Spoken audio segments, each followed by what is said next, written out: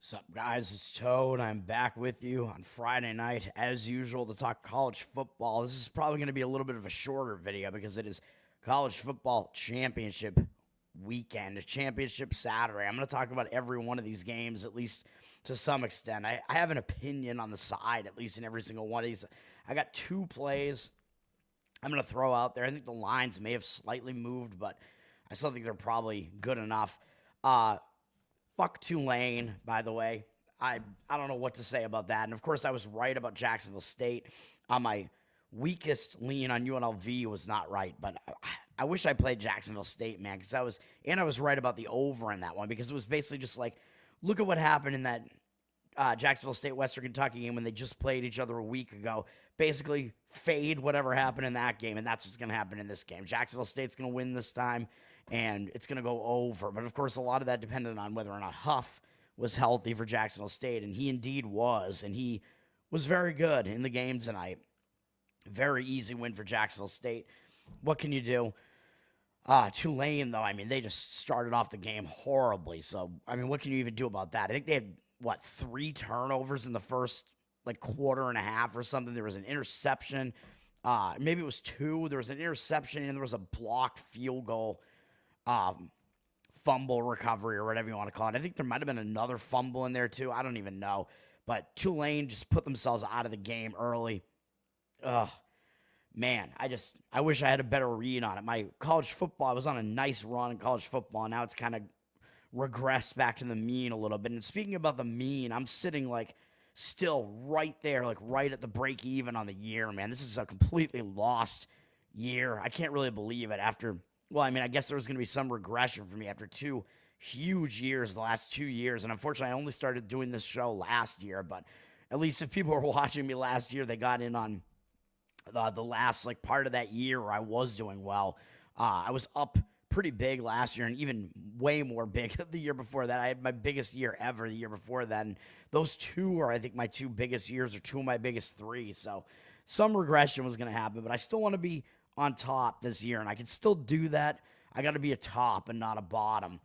We can see what happens. I actually won money tonight because my other play did win. College basketball started around. Conference play, man. I'm better at conference play. I'm starting to feel it. Northwestern, that game was played very much at Northwestern's pace. I was looking at it, I'm like, this game's in the 50s with almost no time left. That looks good for Northwestern. And they were still, down 5 in the final couple of minutes at one point. I'm like, really? You're going to play the game at your pace and still not cover for me? But not only did they still cover, they sent it into overtime. They won the game outright, and that gave me the slight win on tonight's card. So I will take it. It's a winning night, man. Any way you look at it, won a few bucks. Nate, what's up, man? No, Army sucks. They don't deserve it at all. They're not going to get in, but they do not deserve it at all. Beating Tulane in a cold weather game, who cares, really? Army, as I pointed out when they went to face Notre Dame, they're not a good team. That just is the way that it is. They faced one of the weakest schedules in college football, and they would embarrass themselves in the college football playoff. So we did have Boise State did win. UNLV couldn't score. Talking about these teams that I guess just can't really do it in cold weather because they're teams that play in slightly warmer weather. UNLV and then Tulane plays in a fucking dome. Neither of them did well tonight. They couldn't get anything going offensively. Boise State is now in the playoff, and Boise State is they're going to get one of the byes, I believe, in the playoff at this point. I think they're going to get the 4 seed, and now that means that the winner of the Big 12 championship, which I'm going to talk about in a minute, will be one of the lesser seeds, probably the last team in. And Alabama probably likes Boise. Well, actually, I guess it didn't matter because it didn't matter really. Because if Boise, well, actually, I don't know, man. If Boise lost that game, do you think they would really be out completely? I'm not so sure about that because their only other loss was to Oregon by 3 points. So I don't know. But Alabama, if you're Alabama, you're rooting for SMU to knock Clemson out tomorrow, and you already got Boise to make sure that they got their spot, which was already what we thought was going to happen. So. Yeah, unpatriotic. Leave the military academies out now. Leave them out. And also, I don't know how the scheduling would even work because I don't know Well, when do these games happen? I guess these games happen like at the end of the college bowl slate. So I guess the bowls are going to happen like they usually do. Some of them are going to be like, I guess, the first round of the playoffs now or something, and then the playoffs are going to continue after that. Whereas it used to be just you'd get the championship like right after that. Even with the 4-team playoff, I guess they would take 2 of the Big Six bowls, make those the semifinals, and then the championship would happen a week later. But now I guess it's going to be they're going to take more of the Big Six bowls, I guess, make those all the first round of the playoffs, I'm assuming is what they're doing. And then they're going to go multiple extra weeks now until you get to the championship. So that means we're going to have to be watching the college football playoff, I think, while NFL is, I don't even know how it's going to work, man. I don't know if I like this. I like the expansion of the playoff, but the way the scheduling works, I'm not so sure that I really like it. I think maybe they should just not have a week off around now, just keep playing, but they got to give them like the Christmas break or whatever. But yeah, I mean, I just, I don't care if Army's 11-1. Their strength of schedule was terrible. They're not a good team. They're nowhere close to being a, even though I know they're ranked in the top 25. They're going to finish the season probably somewhere around number 20 after that win today. But I mean, they're not a good team. They're not actually a top 25 team.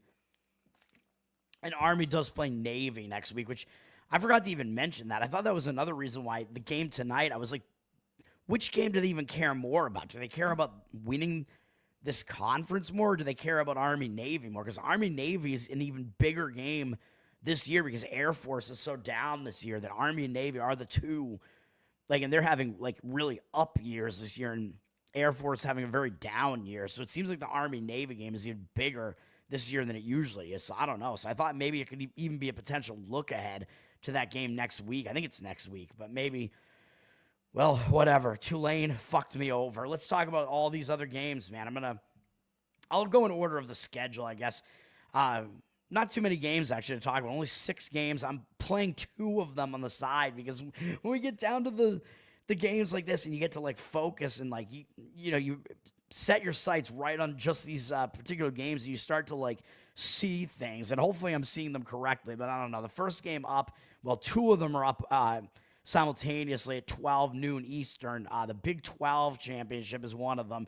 Iowa State, number 16, is at Arizona State, number 15. Well, because these big conferences are all neutral site games. So this is actually in Arlington, Texas, baby. I believe this is at the Dallas Cowboys Stadium, I think, AT&T. So these teams are going to get blinded by the sun, man. But at least Arizona State are the Sun Devils, so they might be able to handle that. They're in control of the sun, man.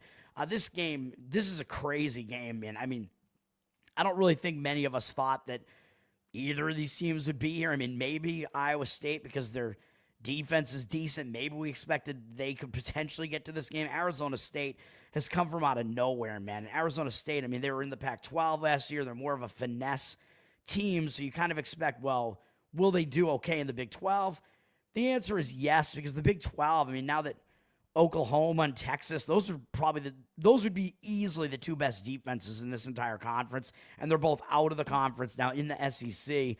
So the defenses in this conference are definitely weak. So these the Pac-12 teams that have moved over into this conference could definitely play in this conference, except Utah still sucked, even though Utah is actually like the only physical defense from the Pac-12. But I mean, Cam Rising's injury just totally ruined their season. But Arizona State, they're a finesse team, but luckily for them, the Big 12 is pretty much a finesse conference now. Although I will say Iowa State and Kansas State are both solid defensively, but the problem in this game is that Iowa State, I think they're a pretty weak offensive team, man, and they have faced a weak schedule. I'm going to look at the market first. We've seen Arizona State flip from a 1-point dog to a 1.5-point favorite. I did see 2s out there earlier today. They got 62% of the tickets and 56% of the cash. I'm kind of surprised that the public would be on Arizona State, even though I guess maybe not totally, because the public does like to come in on the better offense, and that is Arizona State here. Iowa State is the more defensive team, so the public does tend to overlook the defense a little bit, and maybe they're buying the hype with Arizona State with Skatibo there. Skater boy. Skatibo, man. I mean, he's fun to watch, man. He's this chubby white kid, basically runs all over the place. solid running back there for Arizona State and Scatibo. Urjo, what are you talking about, man? The Ducks just got the Rangers captain. What, was there a trade or something? What happened there? I don't really understand what you're talking about there. I haven't been following hockey tonight. Or NBA, really, even though I know my Celtics won because I did have it on. I had ESPN on over here, and it looks like the Golden State Warriors game is on right now. And I don't know if it's a repeat or if it's still live. Maybe it's live because it might be at Golden State, so maybe it's a late-night game here. Trouba got traded. All right. Interesting. Trades don't do much for me in hockey as far as handicapping is concerned, really. Like a fired coach will do more for me, which, by the way, the Blackhawks, I believe, fired their coach, so I might be jumping in on the Blackhawks whenever they're playing. They might be playing tomorrow. I don't know, but I got to talk about college football here, man. Iowa State, Arizona State. So, yeah, the line has moved on Arizona State, and my reaction, my first instinct in this game was that I leaned to the Arizona State side, and the first, market move was towards Arizona State, although now we do see their they got the public ticket percentage and less of the cash on them, but I don't know how to read into that, really. And the total's sitting at 50.5, and it's gone up a little bit with 81% of the tickets, 83% of the cash on the over. I'm not going to even try to read into the total here, although with Iowa State playing, this total does actually seem a little bit high because, Iowa State doesn't score that much, and they're more of a defense-oriented team, so why is this total as high as it is? Is the total kind of indicating that the odds makers kind of think Arizona State is going to win this game? Maybe. I kind of tend to think so too, to be honest. I think Arizona State would be the way to look in this game. The initial market move is kind of telling you that Arizona State is the slightly better team, and I think I actually agree with that. If you look at Iowa State's schedule, they've faced a weak schedule this year, man. I mean, there's no other way to look into it. I mean, Iowa, that was a pretty good win. That was a close game. Then they really they didn't play too many great teams really up until they faced, Texas Tech is okay, Kansas is okay, and they lost both of those. And then they got their one big win was this one against Kansas State, and that's what they did last week. So did Iowa State kind of blow their load last week with a big win over Kansas State and a big game there? Maybe. So, as far as the rest is concerned, I think Iowa State is certainly going to be the less rested team here, and I think they face the weaker schedule because Arizona State, they had an easy cakewalk game, even though I know it's a rivalry game against Arizona. This Arizona team just didn't have anything going for them this year, man. Arizona State had such an easy game in this one. They probably could just pack it in early and start looking ahead to this game. So Arizona State, the way that last week's matchup set up, it sets up a lot better for Arizona State because that was not a full effort game required out of them, whereas Iowa State's coming off a full effort against one of the top teams in the conference, Kansas State, and that's more of a defensive clash too. So Arizona State, I think this game sets up better for them situationally, and Arizona State has faced the more difficult schedule as well. Although I know Utah was ranked when they beat them. We know Utah's not that good anymore. That was the game, I think, where Cam Rising tried to come back. Totally failed. Arizona State did beat Kansas, which Kansas beat Iowa State, as I just pointed out. And then both teams lost to Texas Tech. Arizona State, both teams beat Kansas State, and Arizona State also beat BYU. So Arizona State faced a little bit of a more difficult schedule, I guess you could say. Maybe not by a whole lot, but... And then, of course, looking at common opponents. I don't love looking at common opponents when it's just looking at a single one and saying, oh, well, Arizona State beat Kansas, who beat Iowa State, so that means Arizona State should definitely win this game, right? I don't do handicapping that way, but I don't know if the public's really going to look at that specifically because those games were so long ago. I think if you try to look at the bigger picture here, take the season as a whole, and look at the individual schedule here, and to me, I think Arizona State does have a little bit of the edge here, and I know there's not really going to be a motivational edge one way or the other because both of these teams want to win this game because it means getting to the playoffs or being out of the playoffs. That's what this game is. You win, you get into the playoffs. You lose, you're out of the playoffs. Both of these teams are going to be in a bowl of some kind, but of course they want to make the playoff if they can, even if it does mean they're going to be that 12 seed and have a tough matchup and probably lose in that first game, but whatever the case may be. But either way, I do lean to the Arizona State side here. I don't have a really strong read on this game necessarily, but I just think that they're the slightly better team. They face the more difficult schedule, and the scheduling spot sets up a little bit better for them. And I think Iowa State's kind of riding on what they've done in the past more so than what they've actually done this season, even though they do have the better defense.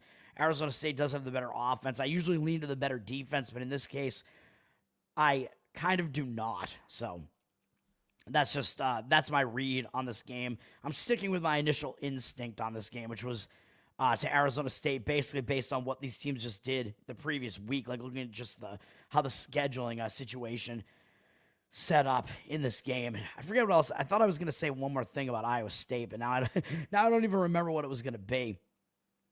So I mean, I think that's the way that I look at that game. No play in that game. Yes, I am a Billy Bean or whatever from he wasn't Billy Bean. What character was he? He was Billy Bean's like other dude there in Moneyball. I forget I forget who Jonah Hill's character was in Moneyball, but and Billy Bean was Brad Pitt, obviously. But yes, I'm Jonah Hill. I'm the fat Jewish guy. Late season Kansas and early season were two different teams. Yeah, I mean Kansas, very almost like a schizo team almost. Where they ranked pretty high to start the season. They were not good at all to start the season, and they turned it on late, and it was too late because they didn't even wind up making a bowl. They wound up going 5-7 and falling just short, I believe, right? They lost to Baylor in the final week, so that sucks. The next game up, which is at the same time, is Ohio and Miami, Ohio, which is also a neutral site game at Ford Field. This is the MAC championship, baby. I know you guys all want to watch this. This might actually not be a bad game, though. I mean, these are two of the top teams in the MAC. Ohio, Miami, Ohio, and Bowling Green were basically the best three teams in the MAC, and you knew two of them were going to get into this game, and it is the Battle of Ohio. I believe Miami, Ohio... I like the Miami, Ohio side in this game. Well, we can look at the market first, I guess. Miami, Ohio is up from 1 to 2.5, so some movement has come in on the Miami, Ohio side, even though it looks like 51% of the tickets, 60% of the cash on Ohio. Again, these percentages, in these championship games, I actually kind of read less into that. I'm trying to read, like, what was that initial move in the market, and then I try to see, like, did that move just continue, or did we see money like start coming in on the other side? And in this case, it looks like it really just came in on the Miami, Ohio side, and there hasn't been any take back yet, although it hasn't hit 3. With Arizona State, Iowa State, I mean, maybe there's been some competing professional betting on both sides of it, but more of the professionals that I've listened to like Arizona State in that one, and I agree with them on that one, and I like Miami, Ohio in this one. As far as the games that I'm not playing, I think this is actually the first one that's off of my card would be to play Miami, Ohio in this one. I actually like the Miami, Ohio side. And I think for one thing, they might actually have a little bit of extra motivation in this game because I believe they lost the MAC championship last year. And a lot of these guys are back. They got Blaine Gabbert's brother is back there. What's his name? Brett Gabbert. It feels like he's been there forever. So Miami, Ohio, they got the experience, but Ohio's quarterback is also a very experienced quarterback, although he hasn't been in their system as long. So Ohio had Rourke as their quarterback last year. So the quarterback they have this year, I think, has not been with Ohio the whole time. But Gabbert from Miami, Ohio, I think has been in that system for a long time. So he has more experience in their system, and he actually has an additional year experience overall in college over Ohio's quarterback, which is, I forget who Ohio's quarterback is. But so I think Miami, Ohio does actually have the experience advantage, and that means that they've played in games like this before. So if you look at the schedule last year for Miami, Ohio, I believe they lost the MAC championship last year, which was, they lost. Oh, no, they won. Wait, what? They won? Oh, okay, they won against Toledo. I thought they lost that game. They won, excuse me. So Miami, Ohio beat Toledo last year, but of course, they were in that game, so some of these guys do have experience, but we do remember Gabbert was not in that game because he hurt his leg severely and actually hurt it, I believe, in the other game against Toledo, or it might have been the game after that against Ohio, maybe.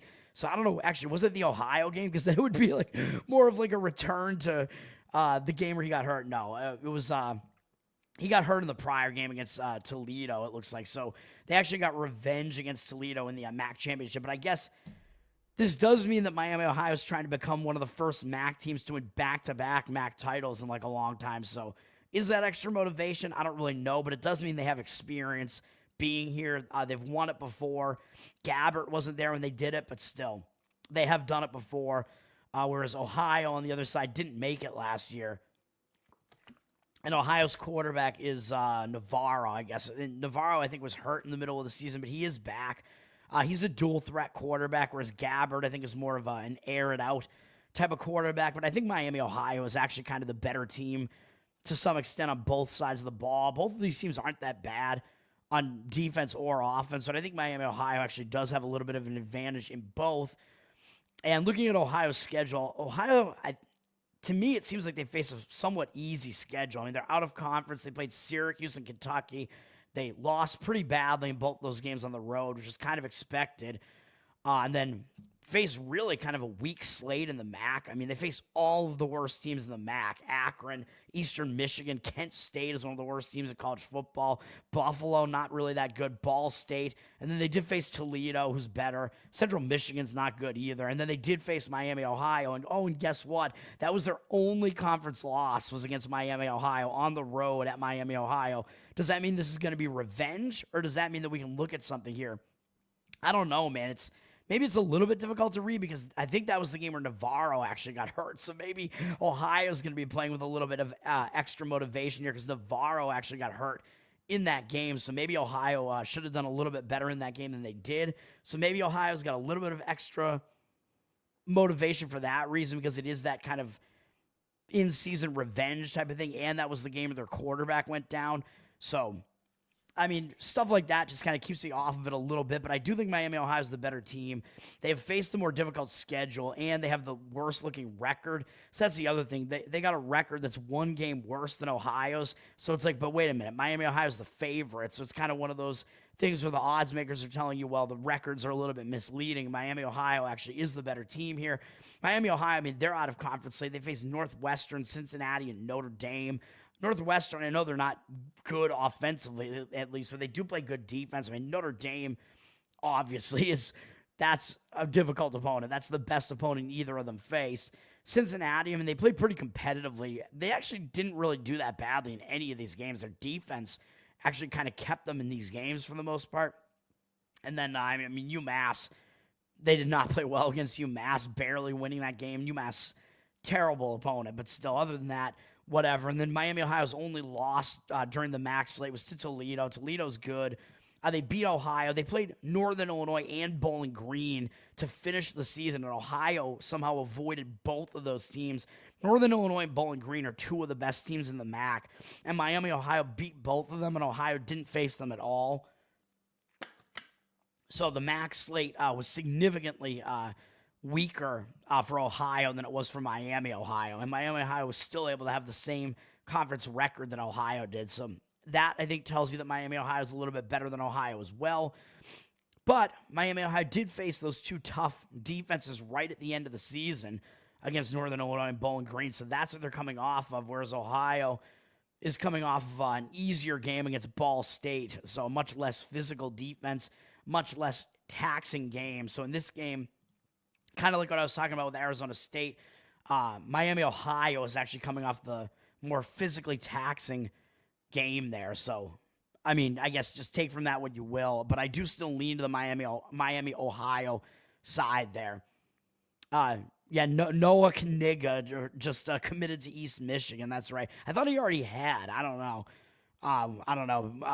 What is he, a linebacker? What's up, Charles? I don't know. We will see. Next up, the next game up is Georgia, Texas. Number 5 against number 2. One of the two biggest games here, man. The two biggest games, SEC and Big Ten, obviously. The two most powerful conferences. And coincidentally, those are the two conferences that actually play defense. What do you know? Georgia, Texas, they get this isolated game because it is the SEC game. So look at that. The two games get played. So the Big 12 gets kind of shafted, and they have to play simultaneously with the MAC. The SEC are like, nope, you get a game totally isolated, and the other games won't start until 7:30, baby. SEC gets the isolated game there because they're the SEC. And Texas is, of course, new to the SEC. They're number 2 in college football. You could potentially make the argument that maybe they're the best team in college football. Georgia, number 5, and maybe Georgia. I think Georgia's probably about a top 4 team, I would say, in college football. So I actually think the rankings coming into this game are basically where they should be. Texas is up from a 2-point favorite to a 3-point favorite, 58% of the tickets, 68% of the cash. So the market is definitely indicating on the Texas side here with the cash percentage and with the fact that the line has moved up to 3. On to 3 is a key number, man. So that's a somewhat substantial move if it actually goes through the 2.5 and actually hits the 3. So that means there is some money coming in on the Texas side. And I do actually agree with it. Basically, just listening to what professionals have been saying about these games and what have you, I agree with it. I think this is it's kind of an interesting spot, man, where I think the public might be less likely to be on Texas than they actually maybe should be in this game because Georgia, I mean, we know what happened. This is a rematch as well, just like the other game. This is a rematch of a regular season game where, of course, Georgia went into Texas and beat them in Texas. So it's like if Georgia went into Texas and beat them 30-15, this might be what the public is thinking, then of course they're gonna be able to beat Texas in Georgia. This game is in Atlanta, Georgia, so it's at the Atlanta Falcons Stadium. So this is almost a semi-home game for Georgia. I mean, yeah, okay, but I mean, I think that the public is getting this one wrong if that's really all they're going to look at in this game, because I think you have to look at really what happened in this game between the two teams. And what happened was Texas played horribly at the beginning of this game, man. Texas came out. They couldn't do anything offensively. They were turning the ball over. Texas committed multiple turnovers early in the game. Statistically, the game actually was kind of close both ways. Both teams really struggled with the turnovers. So Texas really kind of threw the game away early, going into the half down 23-0. I think all 3 of their turnovers wound up being points for Georgia. So I think Georgia scored 17 off of turnovers early in the game. I mean, as you can see here, that first drive was 13 yards. The next drive was 13 yards. And the next touchdown drive was 34. So basically all of Texas's drives were very, very short. So they had a lot of short fields early Georgia had a lot of really short fields early. So I think this result is a little bit misleading, man. And Texas in this game, what was the line in this game? Texas was like 5.5, right? Actually, I guess they were down to 4.5. So that would kind of indicate that Texas should be not quite 3 in this game. That would mean, well, and it's semi-home for Georgia. So really, if Texas was 4.5 in this one, really this line should probably actually be maybe somewhere around like Texas 2 at most. So maybe you're not getting as much value on Texas with the line here. But I don't know, man. I just think that Texas, the line was maybe too short in both cases. And I actually still kind of agree with the Texas side in this one if I was going to play it, which I'm not going to do it. But again, I think this was a little bit misleading. And I actually think that the total was kind of misleading in this game too. This game was just kind of a mess, man. And I think that the average bettor is going to come and look at this and think, well, as far as the total is concerned, it's up from 49 to 50, going through the 50 with juice. It might hit 51, which is a key number, man. 68% of tickets, 77% of the cash on the over. So it looks like the money is coming in on the over. And I actually agree with the over in this one, but it's going to hit that key number of 51, man. It looks like legitimate money is coming in on the over, so I would agree with that. But I agree with it not just because the market read is on it, but because this game was, I think, kind of misleadingly low scoring. It was just a mess of a game. I mean, I know the turnovers set up a lot of short scores, so maybe that actually means it was more high scoring than it should have been. But I just think that this game was just an outlier type of game where I don't expect Texas's offense to be totally inept like this coming into this game. Georgia, they've had some vulnerability on defense throughout this season, and Texas, I think, actually has the better of the two defenses. Texas, I think, has maybe the best defense in the entire country, and I actually think Texas is probably the better offense over Georgia as well. I think they actually have the better quarterback in Ewers, and he's experienced now, man. I mean, Texas, I know Georgia still has some experience as well, but Texas was in the playoff last year, man, so they're used to this, like, playoff type of atmosphere like Ewers is, and I'm not really sure that Beck actually is, because Georgia actually missed out on the playoff last year, and they lost the SEC title game, of course, to Alabama. And I know the whole thing, Georgia only loses to Alabama, although I know they did lose to Ole Miss this year as well. So that history has kind of been broken now. Now there is precedent for Georgia losing to somebody other than Alabama. But I think Texas is the better team on both sides of the ball here. I think they actually have the more experience here, and they're kind of playing in revenge. So for all those reasons, I do lean to the Texas side. And because this game only got to 45 and you're seeing a higher total here, and because I think both defenses are actually, even though I just said Texas's defense is number one in the country, actually Texas's offense is being undervalued because of what we saw in that first matchup between these two. And I think Georgia's defense is being overvalued coming into this game. So the combination of both of those things puts me on Texas. Well, I'm not playing Texas, but it would have me leaning to the Texas side. And I do still lean to the over in this one, even though I do think Texas' defense is a top defense. I still think Georgia's offense is going to be capable of putting up points in this game. And I could see this game being pretty close and both teams getting into the high 20s somewhat easily in this game. So that's what I kind of think, how I kind of think this game is going to go. But I do think Texas is going to wind up winning the game and probably covering that one. So that's the way I think about that game. I didn't talk about the total in Ohio and Miami, Ohio. I mean, it's down from 45.5 to 44. 62% of tickets and 88% of cash on the over. I really have not much of a read on that, although I think the public might come in and say, oh, well, the first matchup between these two teams got to 50, and Ohio lost their quarterback in that game. So, of course, it's going to get over 44 easily in this one, right? I would hesitate on that, and I would actually maybe lean towards an under more so in this one. I mean, it looks like the money has started coming in on the under there, and both of these teams can play defense. So, I mean, it could be more of like one of those types of like battles between two teams that really know each other and they, don't want to make mistakes early and whatever. So I could see that game going that way. You think it's risky, Charles, on Georgia, Texas? I mean, if it depends on how you read the game. If you think you have a strong read on it, then I would say you could go ahead and play it if you have strong reasons for doing it. Walking bets, I don't know, man. I don't pay attention to her videos either. That other woman, though, that Michelle woman who posts, like, pics basically with her titties out and whatever and does videos, she actually has good college football analysis. If you go check her out. I forget what her it's like Michelle K something, whatever. You might know who I'm talking about. She's a blonde woman who posts, like, revealing pics and talks about college football. Her analysis is actually pretty damn good. I like that woman a lot better than the Walking Bets woman. Yeah, with the juice, that's right. O.J. Simpson plays in every game. Carson Beck said he doesn't love football. Well, then why the hell is he playing it? What? I didn't hear him say that. Jogging bets with my titties bouncing? Maybe, man. I don't know. I did a walking bet video from Top Lobster's house when I was in Florida a couple months ago. So, well, for Bro Grove, I did it. You guys can go find that. It's on this channel still, on the Better Off Dead channel. It was like a minute long, and I think I went 1-1 in those. I think I lost on the Yankees in extra innings in that one. First game of the World Series, and I won on the BC Louisville game there. You haven't seen Michelle? Yeah, Michelle is way better than Taylor, the Walking Bets chick.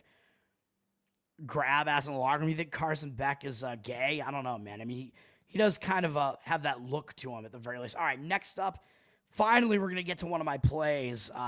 The two of the last three games I have a play on, and I'm disagreeing with the market here in some ways, but I've got Louisiana Lafayette, the Ragin' Cajuns, -5.5. I think this is a mismatch, man.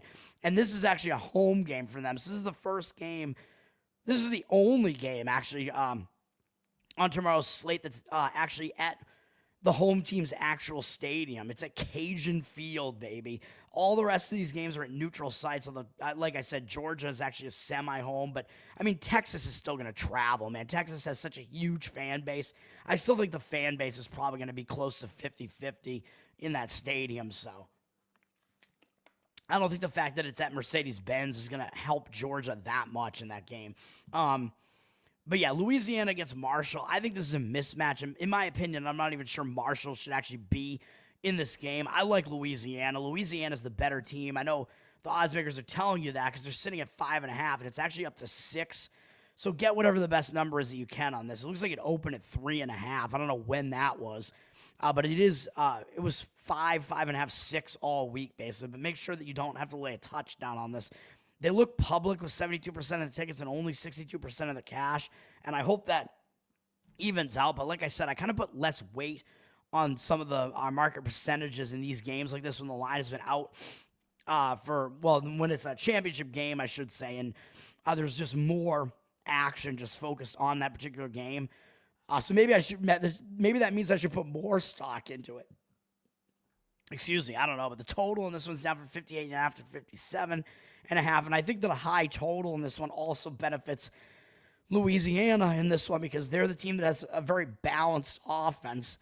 71% of the tickets, 95% of the cash on the over. I don't know how to really read the total in this one, although I would probably, if you forced me and put a gun to my head, I would probably still lean to the over in this one because I think Louisiana, at the very least, is going to put up some points in this game. I'm not sure they're that great defensively, but here's the thing about this game, man. Louisiana, they're a good team. They're a balanced offense. They can definitely run the ball. I think they have the best quarterback in the Sun Belt, which is oh, no, wait, he's hurt. Oh, shit. So scratch that, I guess, because Wooldridge was, really lighting it up, man. He was one of the best quarterbacks in this conference, and he's hurt now, so it's going to be Fields. So that maybe hurts a little bit. I mean, unless Wooldridge is coming back in this game, although he probably isn't, so I should probably know what I'm talking about before I start talking about these games. I still like Louisiana in this game, though, man. Let me see here. So Wooldridge, I thought they were going to show the injuries, the injury report on this. Wooldridge is probably out in this game, but I just think that Marshall is a totally overrated team, man. Marshall, I know they're 7-1 in conference, which is the same as what Louisiana was.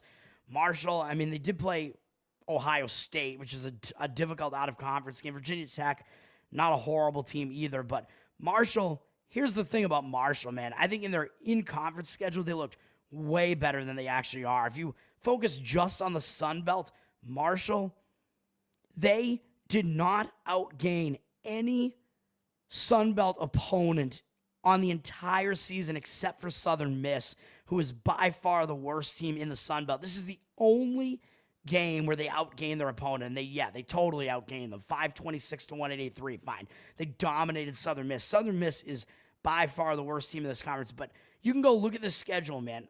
Marshall, all these games that they won against App State, Georgia State, Louisiana Monroe, Coastal Carolina, Old Dominion, James Madison, they didn't outgain any of those teams in any of those games. I've never seen anything like this. It's completely insane. And they also got outgained in this Georgia Southern game, which they lost. And then the only game, there was one game where it was tied. Georgia State, I think, was totally even in yardage. You can go, trust me, man, you can go look it up. You can go. I'm not going to go into every box score here, but Marshall got outgained on total yards of offense in every single one of these games. So you talk about a team that has a misleading record. I think it's Marshall, and Marshall is a one-dimensional offense, to say the least. They can't run the ball. They can only throw it with Braxton, and he is a dual-threat quarterback, so I'll give him that. But even his passing numbers aren't really necessarily that good. And they also had to play into double overtime last week to get into this game.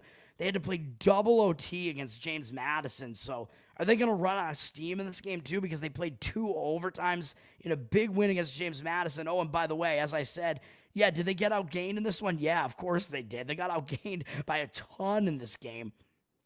382 to 261. Statistically, they got destroyed in this game. I don't know what business they had being in this game. They were losing the game the entire game. I don't know how they even came back in this game.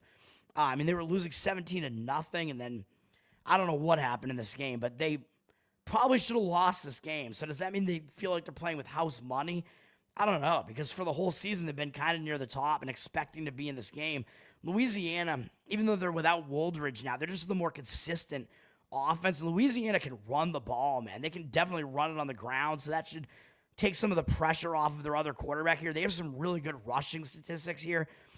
So that could take the pressure off of Fields. And if you look at Louisiana, although this is going to mean a little bit less than that Marshall stat, but Louisiana, they outgained every Sun Belt opponent this year, I believe. And I don't know if, I think they did in South Alabama too, even though they outgained South Alabama too, even though they lost that game. So even with Fields in there, they outgained their opponent, although it was Troy and Louisiana Monroe. Those teams suck.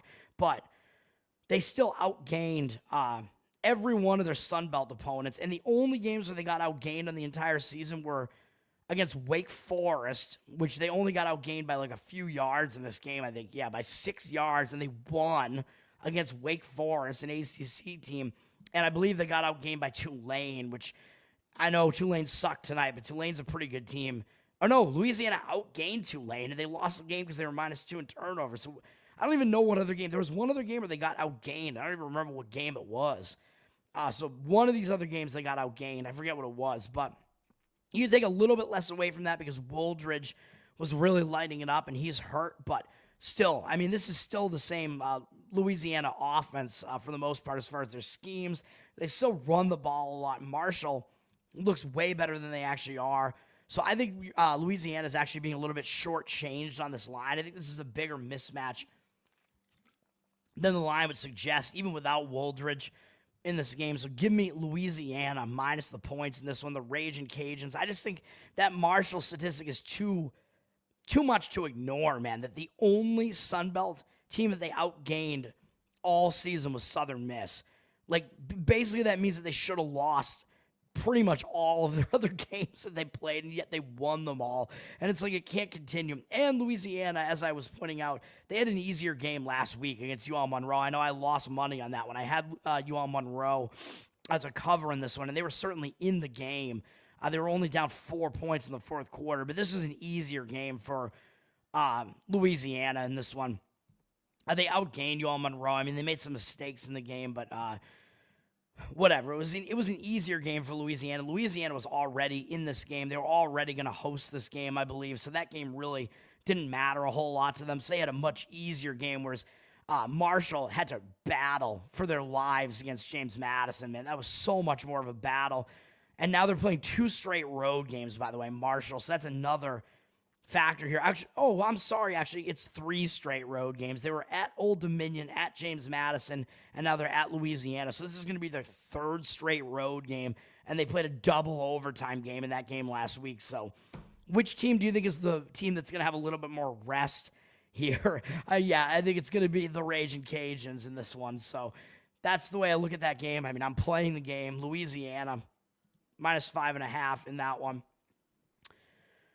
What else we got? The Gumbo Bowl. That would be Louisiana. Yeah, that was Louisiana against Louisiana Monroe, right? Or it could be Louisiana against LSU, Tulane. Take your pick, man. It's any of those. Yes, I think they talk during those videos. News to you, yeah, about Wooldridge. I was thinking Wooldridge was still in this. I was like, Louisiana's got a great quarterback. Yeah, whatever. I'm still playing the game. And then I'm playing the next game up as well, the Big Ten Championship, man. I'm going to play this. I think there are some professional bettors who like this side as well, and it is fading the most public team that's here. And I know what you're going to say about this, about James Franklin and how he can't win the big one, but I'm taking Penn State +3.5. It just looks way too easy to take number one Oregon here. Penn State number 3. So, I mean, I think both of these teams are actually slightly overrated coming into this game. But Penn State, I think they are like a top several team in college football. I think Oregon is probably a top 4 team. So they're not being overrated by that much. But Oregon is getting all the public action. I mean, they're number 1. They haven't lost. I mean, why would the public not want to play Oregon? Everybody knows James Franklin sucks when his team has to step up in class, right? We know James Franklin bullies the bad teams, and he did it again last week. He was a bully last week and ran up the score again, but hopefully that doesn't matter in this game. I mean, I know that could be like karma coming at you for being an asshole the previous game, but I mean, I hope it doesn't happen here, but Oregon is public, man. 78% of the tickets, 77% of the cash. They're the most public team in any of these championship games, and they have less of the cash on them than the tickets, and the line has moved against them slightly. It's still at 3.5 in most spots, but it looks like it's headed downward a little bit to 3 with juice. I still think you can find 3.5s pretty easily out there. As far as the total in this one, it's sitting at 50.5. Total's hard to read in this one, man. I mean, it's kind of a situation where, and 70% of tickets and 62% of the cash on the over, so the cash percentage is less on the over. It's kind of one of those games where it's like, if you think Oregon's going to win and cover, then it's probably going to go over the total. And if you think that Penn State is going to cover, then it's probably going to go under the total. It seems like one of those games where it's pretty correlated, where basically it just hinges on, is Penn State's defense going to be able to check Oregon's offense? And I think that the answer to that is yes. So that means I do slightly lean to the under in this one, but I like the Penn State side better. Here's the thing about Penn State, man. Everybody's going to be saying James Franklin, yeah, he, like I was saying, he beats up on the bad teams. Whenever he steps up in class, he loses the big games. He can't win, but he has won once. I think he has won one big game, like one championship game. Oregon, though, I mean, what's Oregon done with, I forget who their coach is there, but Oregon, they couldn't win the big game last year either, right? They were a favorite in the Pac-12 championship, and what happened? Yeah, they lost to Washington for a second time last year, and that Washington team, I mean, they had an offense that'll light you up, but they did not have a good defense. So this Oregon team, man, how used to playing tough physical defenses are they really? I mean, it's going to be new to them in the Big Ten. Oregon is the new guy in the Big Ten.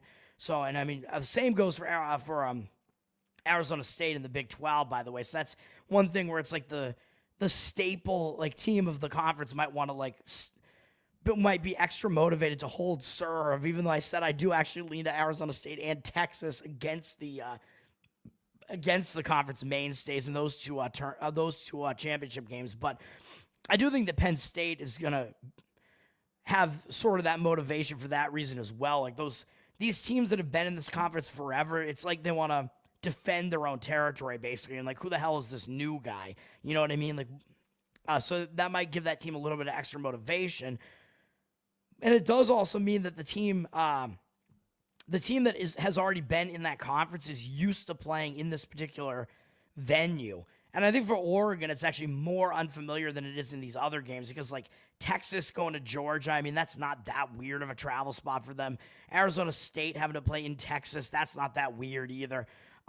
Oregon having to come and play at Lucas Field in Indianapolis, that seems a little bit stranger to me. It seems like they're the one of these teams that's going to be a little bit more of a fish out of water here, potentially.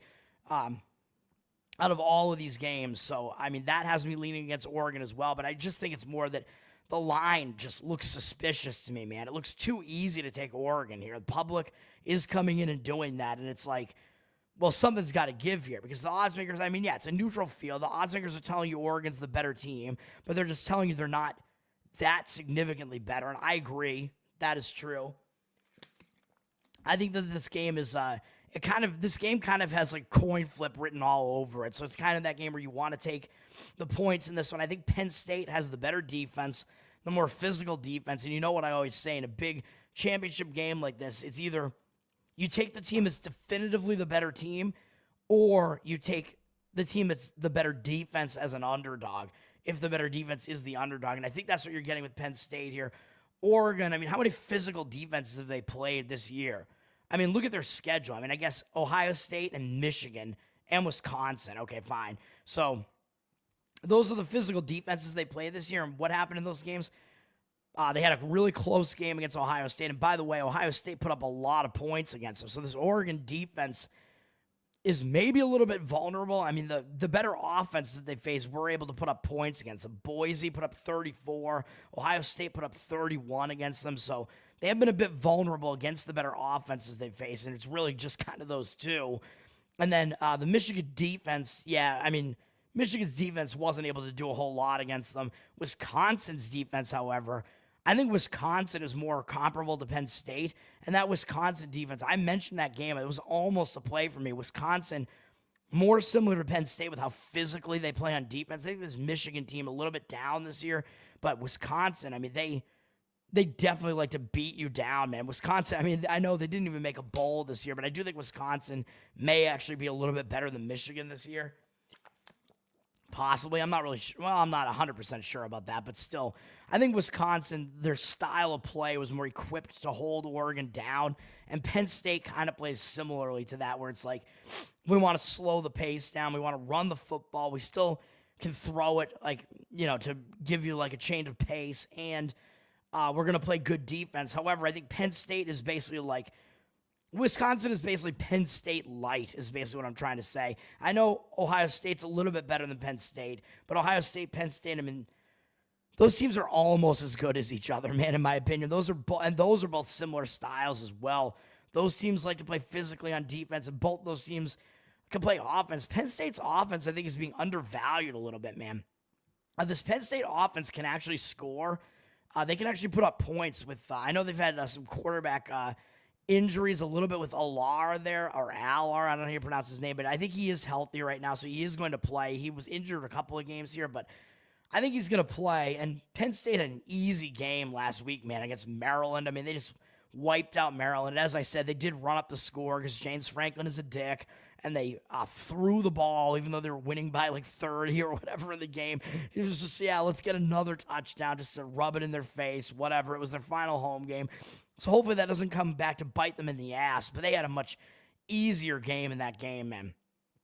Against Maryland, there was Oregon. I don't even remember what Oregon did on their final game here this week. Oh yeah, they played Washington, so that was actually a bigger game for Oregon, even though they won fairly easily. But that was a big step-up game for Oregon because Washington was the team that beat them twice last year, even though I know this is not the same Washington team anymore, but it's still Washington, that program, that name.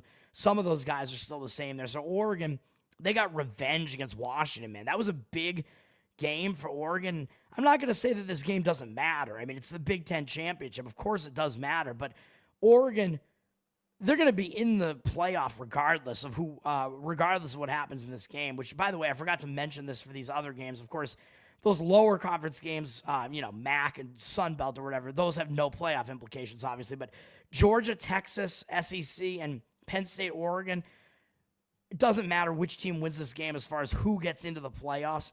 Whichever team loses is still going to get into the playoff. It's just a matter of the motivation lies in the team that wins the game is going to get the first round bye in the playoffs. So that's what these teams are playing for.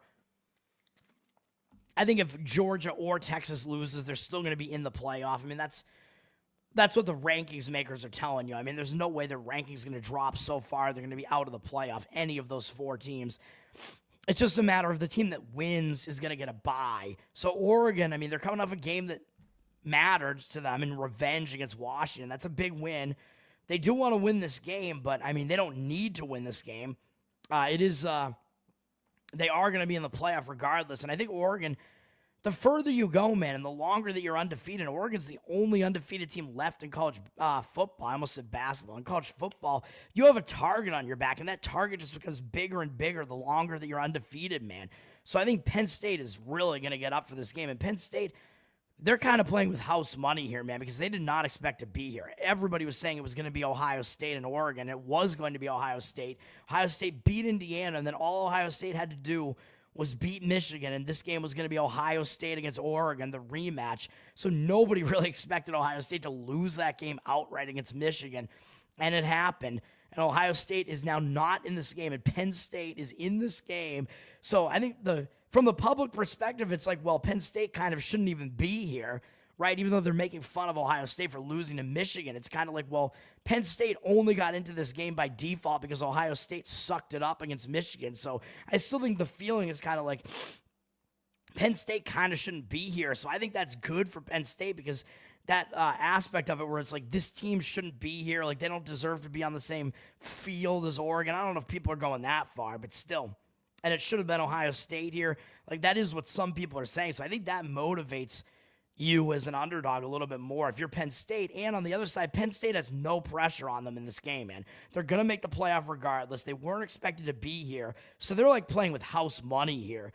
And as the better defense, like I said, getting points, it's tempting. I mean, more than tempting because I'm playing it at Penn State plus 3.5. So give me the points. Looks too easy to take the other side. For all those reasons, give me Penn State. Even though I know, like I said, the one thing that really scares me is that James Franklin never does well in these games, or almost never. He has a really bad record in these step-up games. But in this game, I mean, I just think that in a lot of those games, I think it's because they're in a pressure situation, and in this game, they are not really. They weren't expected to be here. They were going to get into the playoff regardless. So now it's basically just like, hey, nobody expects us to win this game, so let's show up and play and see if we can do it. Whereas Oregon, everybody does expect them to win this game, even though I know if they don't, they're still going to be in the playoff. But then that also means that Oregon may take this game a little bit more lightly than they should, coming off of Washington and knowing that they're going to be in the playoff anyway. So that's how I look at that game. Penn State is the play in that one, plus 3.5. Maryland is a garbage state. Yeah, that's true. Thank you, Charles. I try to make sense here. And hopefully my college football is going to get back on track here. And we only got one game left, and that is the ACC game. And this is going to have some interesting implications. This is number 17 Clemson at number 8 SMU, although this is a neutral site game as well in Charlotte, North Carolina. So debatably, that's a little bit of a better geographic location for Clemson because Clemson only has to go up to the North Carolina from the South Carolina. And SMU, maybe not as used to playing here, but still, I mean, you're still talking about two teams that are from the South, so I don't think it's that weird for SMU to have to come up and play in this game. And SMU, man, this is going to get interesting because the rankings makers have SMU at number 8, so I believe that what they're pretty much saying here is that Clemson has to win this game to get into the playoff. Obviously, the winner of this game is going to be in the playoff, but if Clemson loses, they're not going to get in, right? Because they can't advance.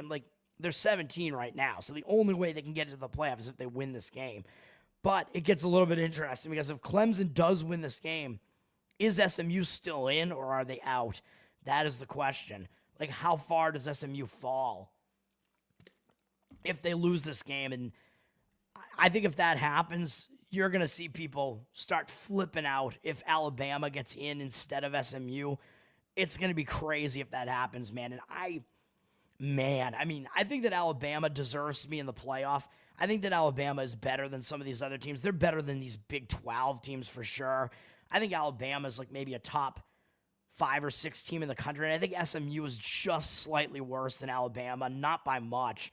But, man, I think both teams do actually deserve to be in. SMU is a very good team as well. So I'm kind of hoping that SMU wins this game because I actually think that out of these teams, Clemson doesn't really deserve to get in.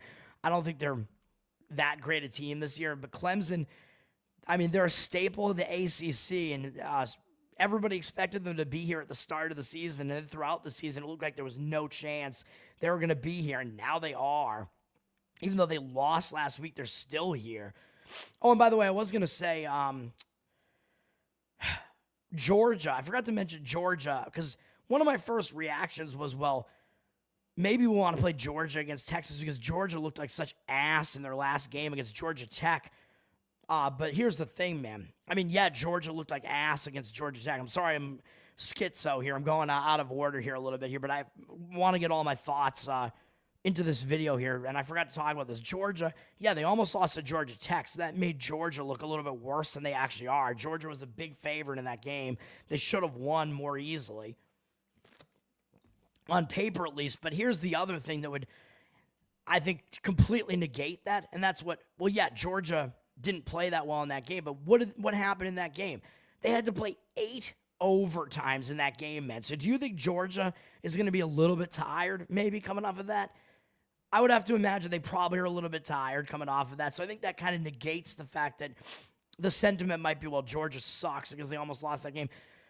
I mean, Texas, they're coming off a pretty difficult game as well against Texas A&M, but it was nothing compared to Georgia having to go 8 overtimes, man. Even though, yes, Georgia got a scare from an inferior team, Texas won a big battle in the SEC against an in-state rival. I think Georgia's was a more taxing game just because of the way it played out, going 8 overtimes, man. So those are my thoughts on that one. Back to Clemson and SMU before I get out of here. SMU's flipped from a 1-point dog to a 2.5-point favorite. So it looks like the actual money did come in on SMU to some extent. 67% of tickets, only 61% of the cash, though, is a little bit interesting. I don't know if I buy that a cash percentage there. I mean, I think the line move is what I would read more into.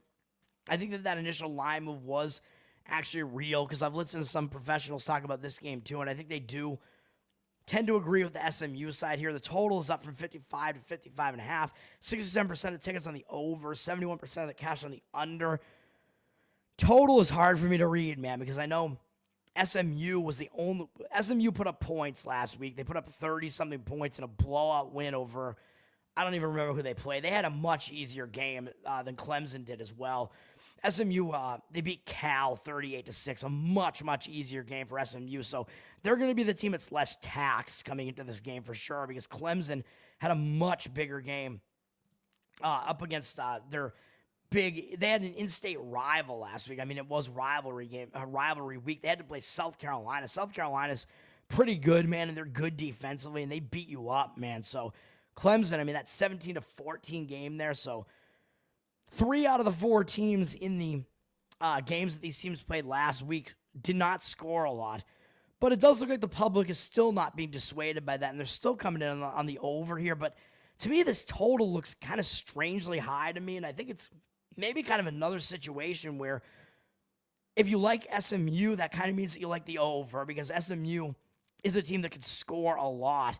And if you like Clemson, it probably means that Clemson is going to slow the pace of the game down a little bit and kind of muck the game up a little bit more. So I think maybe those are correlated there as well. So because I lean to SMU, then I would actually therefore just kind of lean to the over a little bit in that one for that reason.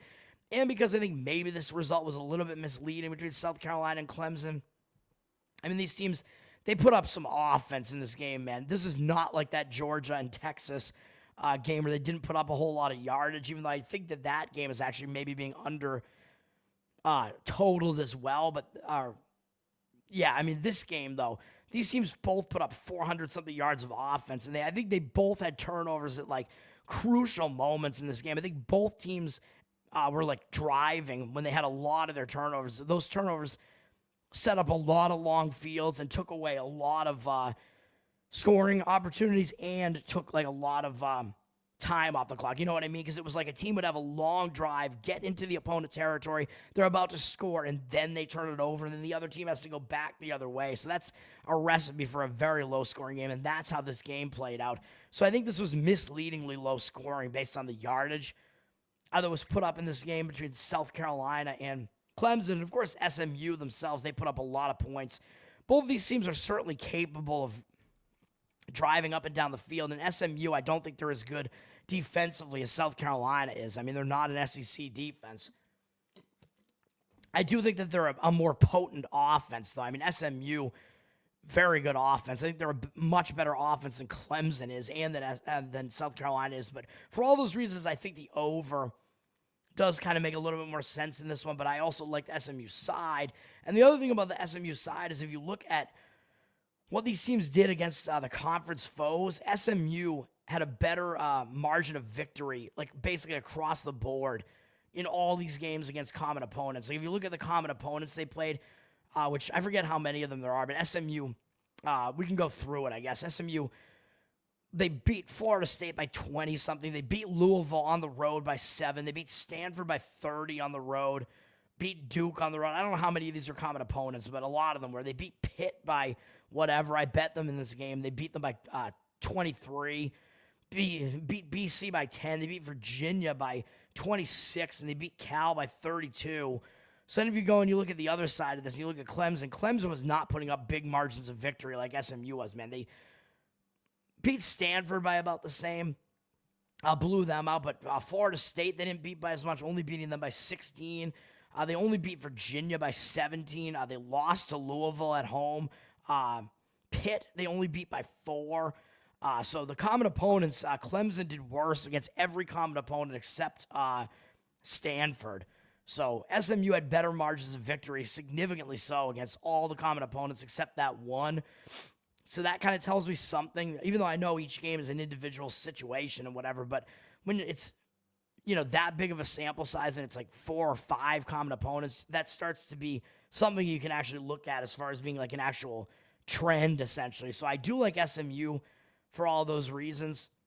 And as I said, SMU had a much easier game to finish the season against Cal, which who gives a crap about that, whereas Clemson had a much, much more difficult game. So the lean is to SMU in that one on the side. And for Alabama's sake, and because I think Alabama and SMU both deserve to be in the playoff I'm rooting for SMU for that reason, and because I just kind of like them, man. I like the Pony Express. I like what they're doing there.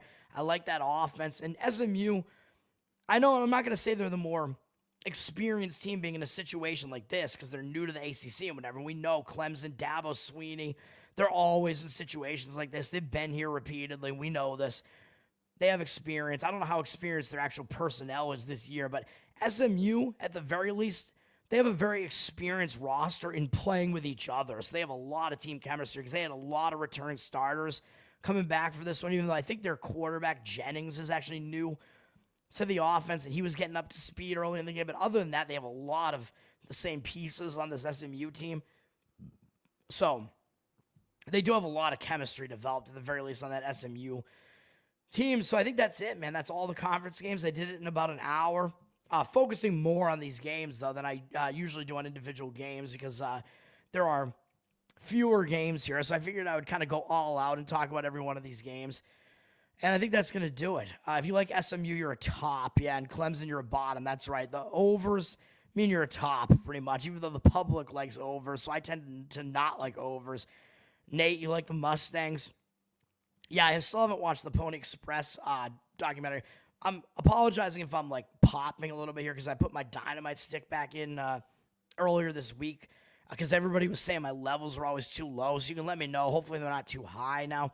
Or maybe I can just talk in a little bit of a lesser tone. I can talk a little bit more smoothly here, man. I don't know. I feel like I'm pushing my voice too much. Maybe I should just let the mic do its job. I don't know, man. We'll see. But, yeah, I have not watched the Pony Express documentary yet as far as the whatever that scandal was that went on at SMU. Yeah, they're paying the SEC to be able to play there. That's true. I don't know about the Chinese kids who boost all of their exam scores, man, but they must be paying them something. SMU, yeah, they got Bucky's there, man. I'm jealous of Texas for having Bucky's. All winners. They're not all going to be winners, man. Dynamite. And no, not Hawk coins. I don't know which Hawks we're talking about here.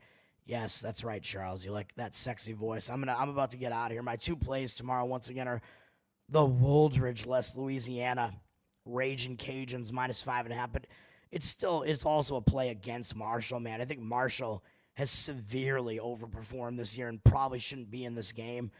So I like Louisiana. And then the other one, so that's Louisiana -5.5 and Penn State +3.5. The Nittany Lions, baby. Let's finally get that asshole James Franklin. Let's finally get him the big one. He doesn't even need to win, really. He just has to come within a field goal. So if they lose by a field goal, it's still going to be a cash. So let's do it.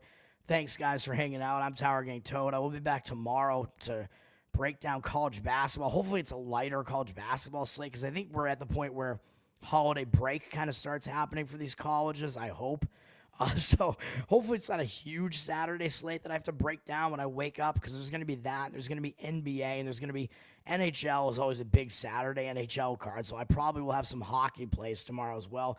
We got to get back on track, man. I had a very small win tonight thanks to Northwestern. My college basketball is starting to do a little bit better here, but my other sports are starting to do a little bit worse. So we need to get better. I'm sitting right around the break-even point here, man. Again, we got about a month left to make sure that I seal myself at least a small win this year. And I apologize if you've been following me all year for basically no gain. I mean, sometimes it happens, man. There are a lot of ups and downs here, and maybe I'm just not being selective enough. And maybe I'm not being with these two plays either, but we'll see. That's going to do it for me, Tower Gang Toad. Follow me on Twitter. Go follow the Tower Gang Podcast and subscribe to the Patreon if you have not. Patreon.com/TowerGang, and you get bonus content, live pre-show, post-show. We've been going balls to the wall recently, man. We've had some psychotic episodes recently that have just been totally insane. The post-show has been crazy. The post-show this week, we were crazy for about half of it, and then it was a long post-show where it got into more kind of big brain, like podcast discussion stuff, and I kind of just clocked out at that point. I kind of zoned out for the last, 10, 20 minutes of it or so. But if you enjoy that type of stuff, which I don't as much as the hilarious, pee-pee poo-poo stuff, so whatever. But you got a mix of both in that post show there. So go subscribe to the Patreon. You get to hang out in the Telegram as well. And Give us some mailbags, which we'll never read because we only read Mark Vestibules. That's going to do it for me. Peace out. I'll be back tomorrow with probably some more plays in the other sports. And let's have a winning day, man. Let's have a winning Saturday. Let's get it going. Get back on the right side again, I will say. Peace out, guys. Thanks for hanging out.